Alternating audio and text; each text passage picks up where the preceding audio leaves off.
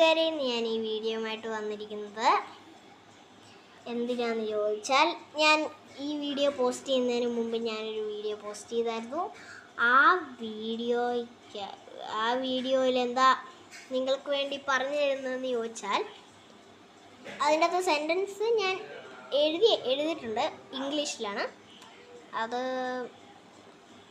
മലയാളത്തിൽ പറഞ്ഞു തരിക എന്ന് വെച്ചാൽ പറയാം.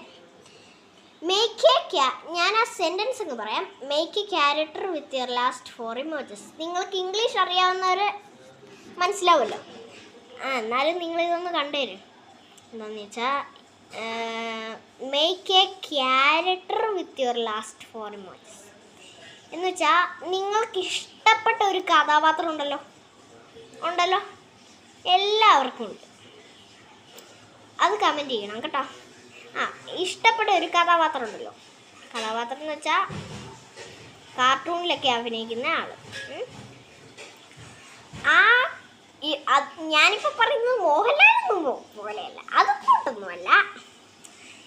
എന്നാ പറയുക, ടും സഹൂർ, ബാലറീന കപ്പുച്ചീന, അതുപോലെ അവരവരുടെ ഇഷ്ടത്തിനല്ലേ ഉണ്ടാക്കി ഈ കാർട്ടൂണൊക്കെ ഉണ്ടാക്കിയവർ. അതുപോലെ നിങ്ങൾക്കിഷ്ടപ്പെട്ട ഒരു കാർട്ടൂണിനെ നിങ്ങൾ ഫണ്ണിയായിട്ട് നിങ്ങളുടെ ചാനലിൽ വീഡിയോ ഇടുക കേട്ടോ. എനിക്ക് അറിയത്തില്ലായിരുന്നു, എന്നാലും ഞാൻ പലവരുടെ വീഡിയോ ഉണ്ട് അതുപോലെ കോപ്പി അടിച്ച്. ഞാൻ ഹാറ്റൊന്നും വെച്ചിട്ടില്ല ചിലവരുണ്ട്.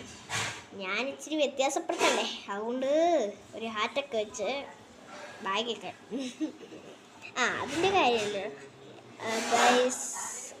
നിങ്ങളങ്ങനെ ചെയ്യണം കേട്ടോ. പിന്നെ നിങ്ങൾ ആരും കമൻറ്റ് ചെയ്യുന്നില്ല, ഞാൻ എപ്പോഴും ചെക്ക് ചെയ്യാറുണ്ട് നിങ്ങൾ കമൻറ്റ് ചെയ്യാറുണ്ടോയെന്ന്. നിങ്ങൾ കമൻറ്റ് ചെയ്യണം കേട്ടോ, അല്ലെങ്കിൽ പിന്നെ എനിക്കൊരു എൻ്റർടൈൻമെൻ്റ് ഇല്ല. പിന്നെ നിങ്ങൾക്കിഷ്ടമുള്ള ഒരു ക്യാരക്ടർ ഉണ്ടാക്കാനല്ലേ ഞാൻ പറഞ്ഞേ.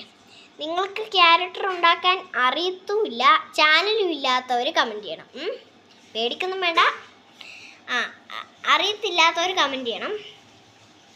എല്ലാവർക്കും ചാനലുണ്ടെന്ന് എനിക്ക് തോന്നുന്നു കേട്ടോ. ഞാൻ എല്ലാവരുടെയും ചാനലെടുത്ത് നോക്കാറുണ്ട്, പക്ഷെ സബ്സ്ക്രൈബ് ചെയ്യാറില്ല. അത് ഞാൻ സബ്സ്ക്രൈബ് ചെയ്യാം. നിങ്ങളെല്ലാവരും ഒന്ന് കമൻറ്റ് ചെയ്യണം കേട്ടോ. Make A character with your last 4 ഇമോജസ് എന്ന് വെച്ചാൽ, അവസാനത്തെ 4 ഇമോജസ് വെച്ച്